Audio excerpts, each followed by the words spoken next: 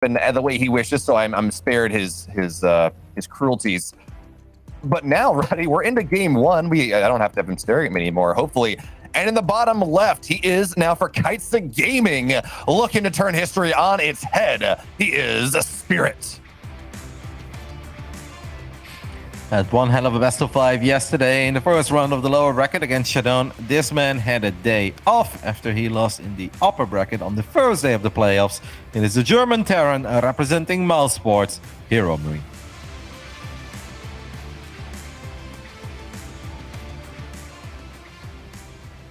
In fairness to Gabe, I mean, we talked about maybe he wants to be in top 4. That was a Hearthstone that was playing better than I've seen him play in a good long time. So saying, well, okay, yeah, maybe it's not even that Gabe didn't play up to his potential. It was just Hearthstone really turning into Harmstem. Yeah, no, Hearthstone played great. And I gotta say, Hearthstone did look great in the Cast of Civil War, of course. In the regular season, he went 5-2, and he had some very difficult opponents. He was part of my little squad. So he showed us that he was in good shape, but I don't think a lot of us expected him to finish top 2 in the group, and then also taking out Gabe, the gatekeeper himself, in that first round of the upper bracket. So it's not like the craziest surprise ever, but it's just not something that a lot of us would have filled in. If we would have filled in the bracket with all the knowledge we have from all the things we normally see when it comes to European StarCraft. But it is really cool, and it just goes to show that we can't really take these great runs from these top players for granted. Even Raynor this season has really had to work for it, right? 2 losses in the group stage also keeps him humble. And it's cool to see that upsets are still possible, despite the fact that we love this game because it's a skill-based game. It's not RNG, it's not luck-based, but it's nice to see that people can still cause crazy upsets. Oh, no, absolutely, especially when we get into these more preparation-based parts of the tournament. When you're playing 7 series, 7 best of 3s in a group, you do some prep, but you don't necessarily have time to prep every single build on every single map for every single series. But now that we're on into these best of 5s, and specifically HeRoMaRinE here, who has had a day to study Spirit, to look at his replays, to watch VODs of previous games and figure out what he wants to do, well, that's when it gets extremely spicy. But for now, we're looking at a TVT. There is not a lot different. The only thing that we do need to point out is HeRoMaRinE got a quicker reactor, so he's going to go reactored Reapers. Actually, we'll give him 3 Reapers to 2, which does mean that this Hellion Reaper pressure that's coming out may be able to catch Spirit off guard slightly, but because Spirit is delaying this a little bit, he should be into his maybe tank or cyclone production just a little bit faster. And this doesn't often really change the game state all that much. No, it shouldn't. And I do gotta say that Gabe is very good at these early game skirmishes. Most of the time when we compliment Gabe, it's about his game sense, his ability to just win in very simple and straightforward manners. But when it comes to the early game micro with the Reapers and the Hellions, I actually think Gabe is one of the very best to do it.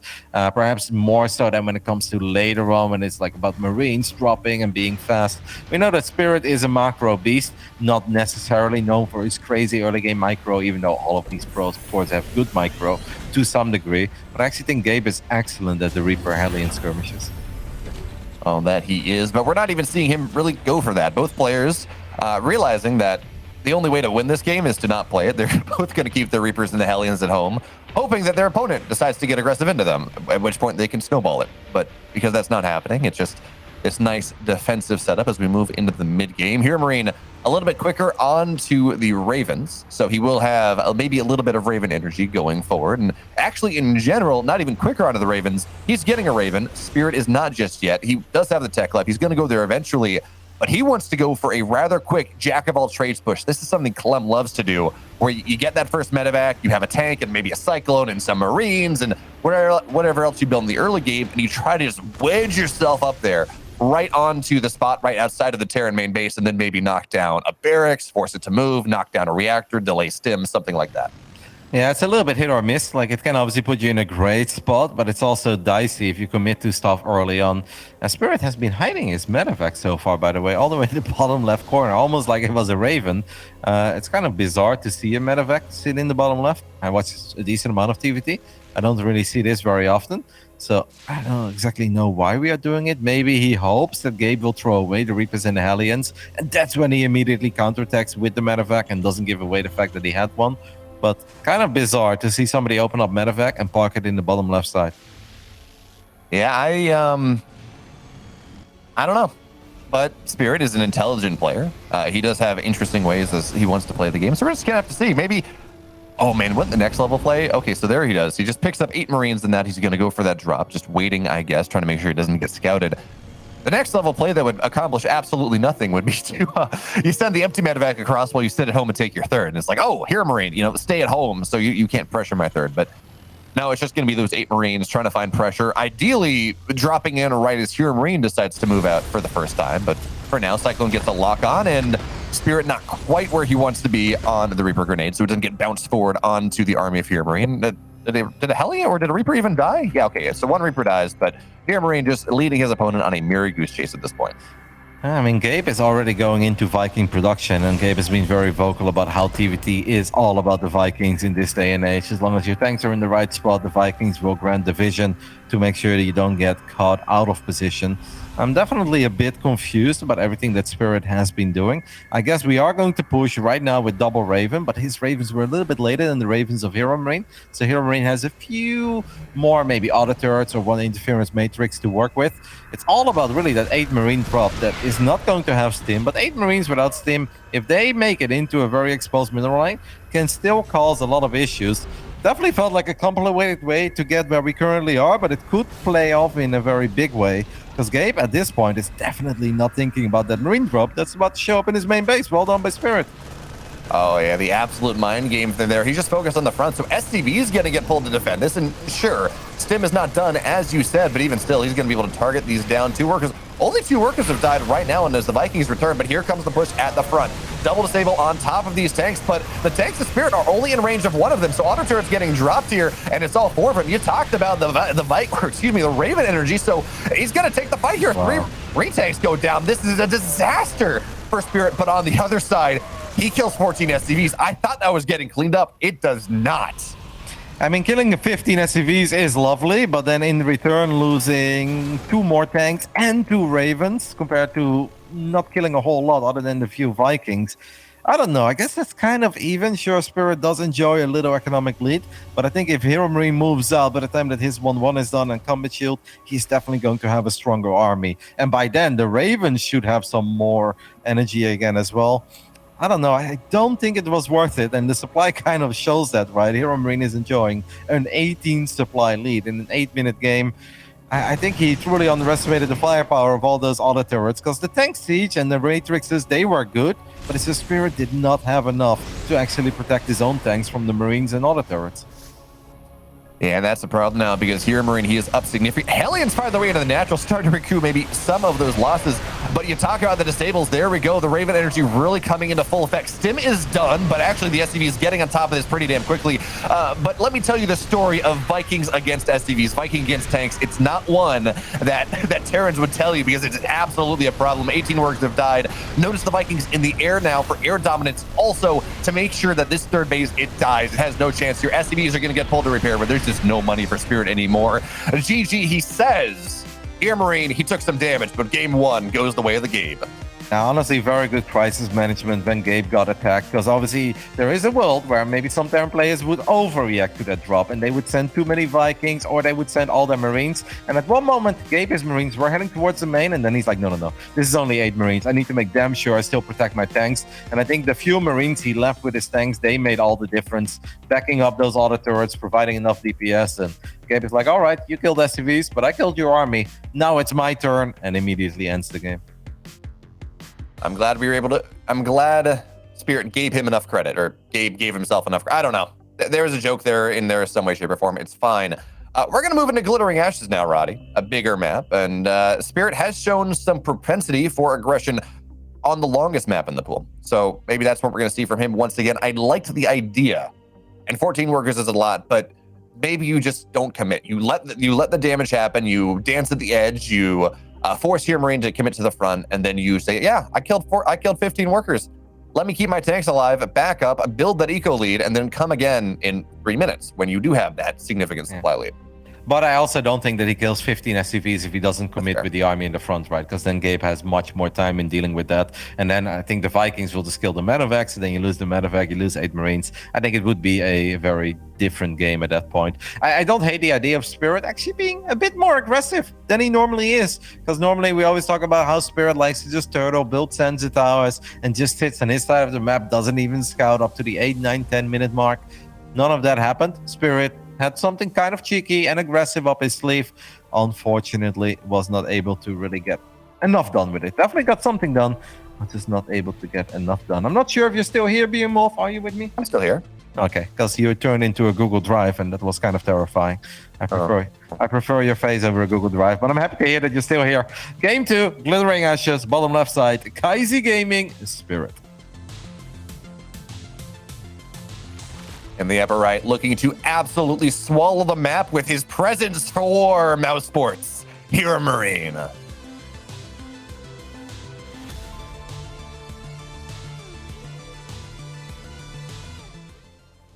He even became invisible as well. Incredible. When the green screens have gone too far, mate. We lost you. Disappeared. I'm a ghost in the machine. Just a sequence of ones and zeros talking about StarCraft. Woo!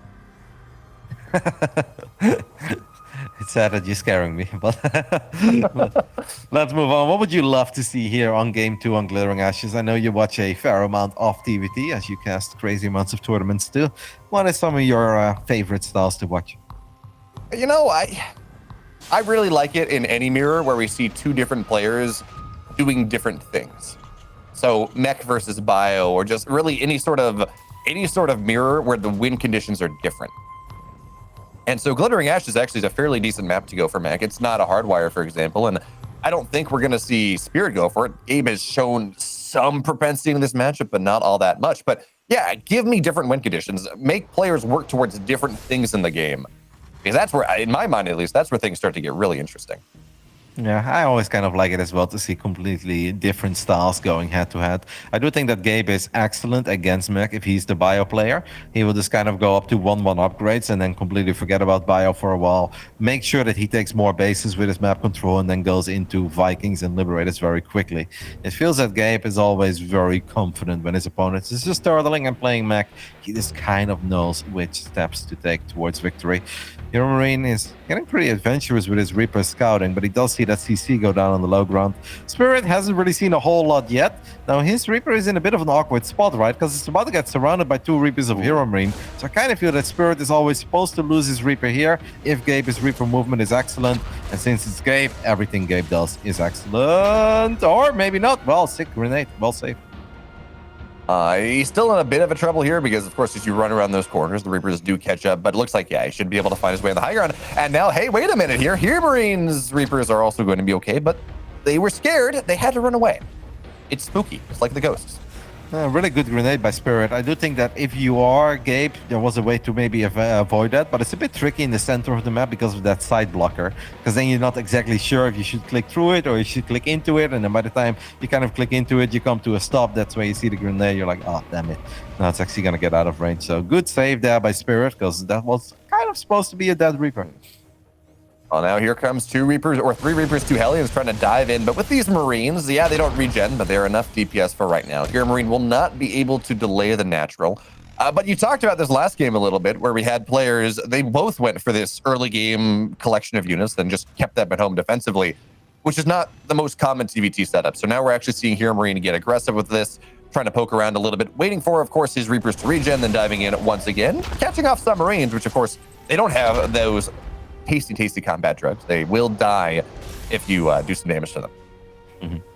And Gabe realizing that there is not too much that he can really do there, so he's just going to disengage, head back to his side of the map. This time around, Spirit is not opening up with a medevac. He's just going to go for a Raven first. So it seems like we're kind of mirroring each other, and there really isn't a whole lot of difference between the 2 builds. Now, it's a very big map, and normally that's the kind of map where Spirit says, all right, in game 1, I try to be aggressive. Maybe it's a bit against my nature, but it's obviously nice to throw a curveball at your opponent in the first game of a best of 5. In this game, I expect Spirit to play a very defensive TVT. That's a good point in general. Spirit is one of these players that has been just known for his late game play. Even back when we were looking at Clem on the come up back in late 2020, early 2021, Spirit was one of those players that would just say, "Okay, Clem, I'm going to take you to 20 minutes every game, and then it negates all of your speed advantages, and then I'm going to beat you with maybe more skill, more experience, more understanding of that game state." And of course, Clem now, he is arguably, or not arguably, he is one of the best Terran players in the world. But this has always been Spirit's bailiwick. So it's going to be curious now how well Spirit is going to be able to turtle into that. Does he turtle into that, or does he maybe go for some more 3-base aggression? And if he does try to play this defensive game, how does HeRoMaRinE look to break him? That is what we are going to find out. I think that Gabe is obviously going to play this relatively safe as well. With the record that he has against his opponent, Gabe has to be feeling very confident going into this best of 5. We know that he takes these DreamHack Master online events very, very serious. So Gabe is definitely not going to be ultra crazy and overly aggressive when he doesn't feel like it's the right choice. This is going to go slow and steady and wait for that one opportunity. We do know that Gabe is fantastic at capitalizing at every little opportunity that his opponent gives him, whether it's TVP or TVT. We have once more a little skirmish. Spirit gets the double kill there on Reapers. Now, Reapers not super important 6 minutes into the game, but it's a nice little feel-good moment. Right, you're absolutely right. Gabe is at least twice as capitalized as Spirit is in this game. He's got the capital H and the capital M. So, twice as good as capitalizing. I'm glad you understand. Well done.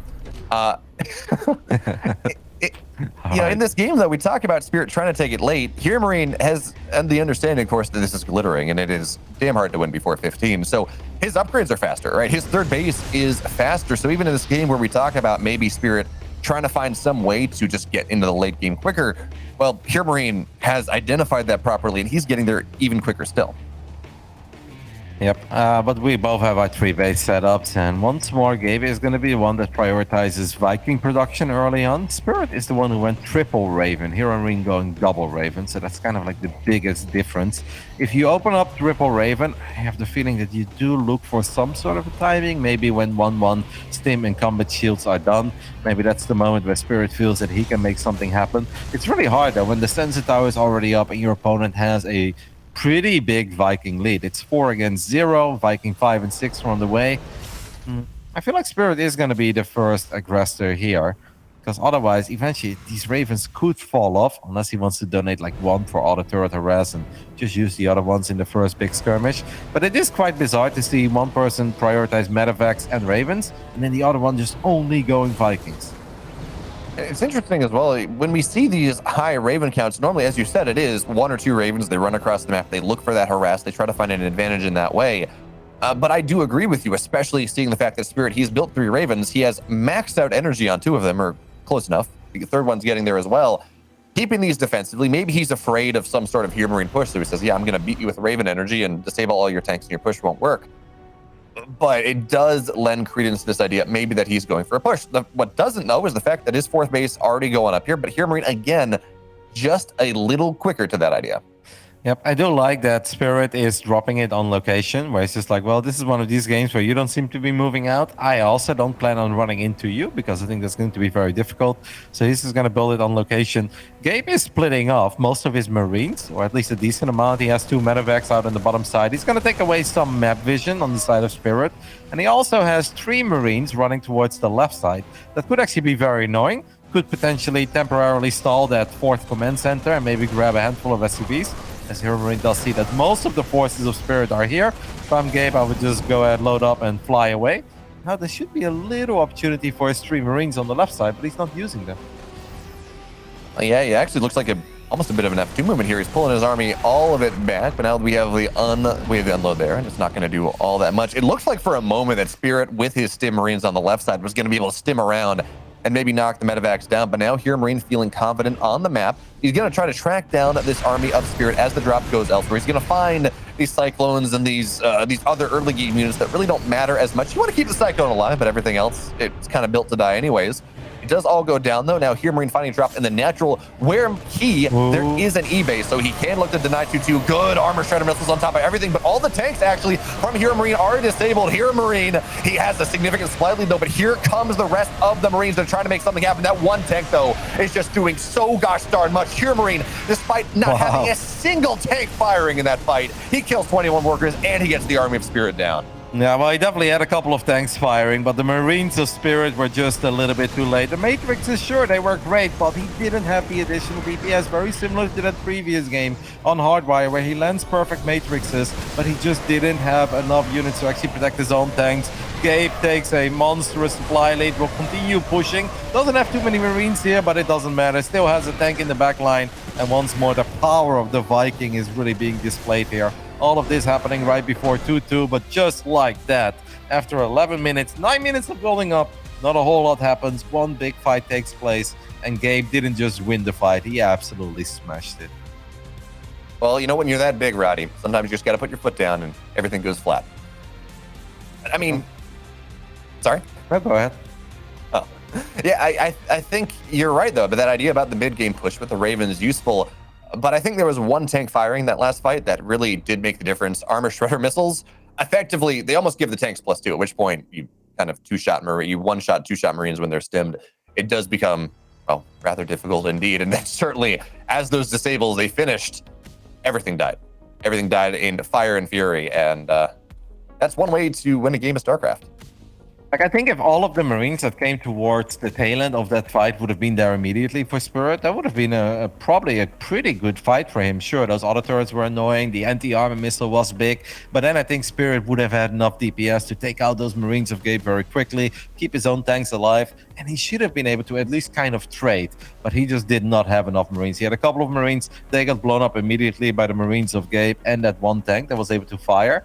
And then by the time that the Matrixes ran out and all the auto turrets of HeRoMaRinE were down, that's when those extra, give or take, 50 Marines showed up. But it was just too late because then all the tanks were able to fire. Those games have to be so frustrating. And it does seem that maybe Spirit just has a bit of a mental block against HeRoMaRinE at this point, where it's just like, man, I know I'm not bad in TVT, but it doesn't seem to matter how I play. It doesn't seem to matter what I do.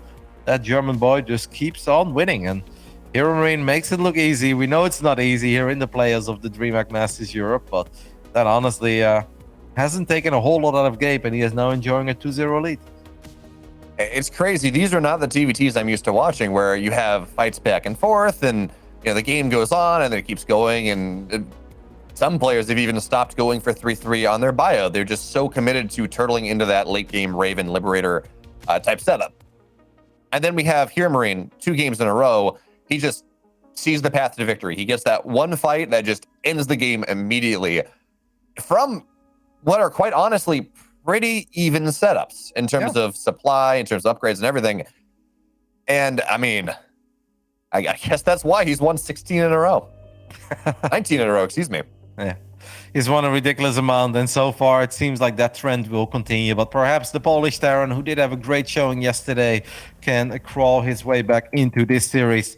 Down 0-2 here on Berlingrad. On the bottom right side, we're looking at the main base of the Polish Terran, representing Kaisi Gaming. It is Spirit. His opponent looking to confirm the curse of 3 zeros for Mouse Sports. HeRoMaRinE. Felt in both games, all fight is truly all it took. In that first game, Spirit was the aggressor, but Gabe's defense was just excellent. At the moment that he was done cleaning everything up, he ran to the other side of the map and he ended it. And this honestly was the first real fight on Glittering. We were 10, 11 minutes in. The supplies were pretty even, around 180. It's just that HeRoMaRinE had a better fight. Perhaps just use the Ravens better too. Like, disabling all the tanks of your opponent is awesome, but then you do actually need enough units to get on top of these tanks. Now he disabled everything, but he couldn't even deal with the leftover Marines and that one tank that was able to fire. So eventually those matrices run out, and then you just haven't accomplished anything. Meanwhile, HeRoMaRinE, his auto turrets, they were putting in work. They soaked up some shots. They were obviously putting out a lot of damage as well. And just like that, it's all over. That it was. It's funny, I always underestimate the DPS of auto turrets because You know, they've been nerfed before, and then you just see them shred armies, and like, okay, well, you know what? I guess they're better than I think of them. But I don't think we're gonna see a similar game in this game number 3, strictly because this is Berlingrad, and it is a short rush distance.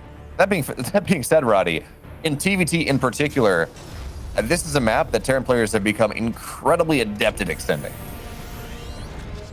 Yeah, for sure. And these two have played on Berlingrad against each other time and time again.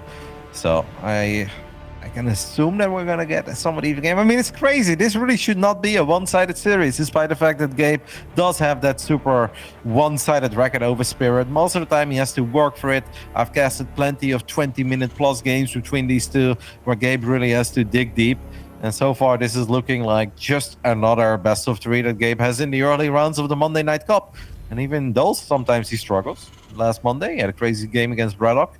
So far, it really feels that HeRoMaRinE has not broken a sweat. We do know that he's very pumped up for it. Spirit is going to switch things up, and he's going to proxy a starport here. So could potentially be for a little Hellion drop. HeRoMaRiNE's Reapers are close, but won't quite find it yet.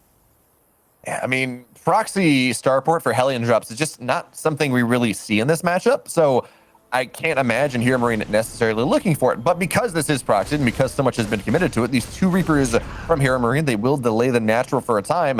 And now we have a HeRoMaRiNE who is feeling pretty pleased with himself. He said, yes, I delayed the natural. I'm very happy about it. Now I can go home, secure in my advantage. But well, we said, who looks for this? Well, HeRoMaRiNE does, and he will find it. It says, okay, there's the starport. Now I know what I'm dealing with. Yep, and that obviously means that Gabe's going to get units in the right position. If I was HeRoMaRiNE, I would actually not put too many SCVs yet on the low ground. Just make your life very simple. Temporarily defend on the high ground. Make sure you don't deal any damage. Because dealing with Hellions, if you have very few units, can be a bit tricky because you just don't have the right amount of DPS. But in give or take 20 seconds, it's going to be a lot easier. Spirit, despite the fact that this got scouted, is still just going to try to fly in. And I think the moment you get locked on, you just want to still unload the Hellions. But he does not get locked on, and he decides to just fly away. He could fake out right now, like maybe unload the Hellions on the low ground, still threaten or pretend that you have unloaded the Hellions and still just drop them into the main base. That is exactly what he's going to do. HeRoMaRiNE, it does not have his units in the right spot, and we are going to lose quite a few SCVs. The big question is how many? Roddy, what we got to remember here is because SCVs are tankier than every other unit, critical mass, the one shot is 4 Hellions, not 3. So yes, he gets in. Yes, he finds some value, but he only gets 5 SCVs because he lost that first Hellion so quickly that he had to take 2 shots. He had to make something happen, and now HeRoMaRiNE immediately on the other side of the map. That one cyclone being a little bit lazy, staring back at home. Just, he wants to go back there, but he will not be able to right now because it is his time to put the kibosh on Spirit's hopes and dreams in this game. That being said, it is hard to break a 2-base Terran. Yeah, it is very hard, but Gabe does have a little army supply lead, and maybe the Cyclones have some crazy potential here. We can still just kind of threaten in the front as well, and then maybe hop the Reapers into the back of the main base and grab a couple of SCVs like that. Despite the fact that Spirit did some economic damage, like SCV-wise, we are dead even, and then it's obviously not a very good place to be in when you've invested in that medevac that you've already lost. Ooh, Spirit does not see that tank siege up either, so he's going to eat a shot immediately on his Marines. Cyclones are going to try to lock on the tank. Double lock on has been activated. Really good micro there by Gabe. He's going to take out that tank. This is a disaster for Spirit. Behemoth, he's in all sorts of trouble. He is. Gabe saying, thank you very much. I'll take that one. It's going to go down. SCV is going to get pulled, and all the eco damage that Spirit got has been invalidated in this game. In fact, his life has been invalidated in this game. We're seeing his spirit leave his body as HeRoMaRiNE 3-0.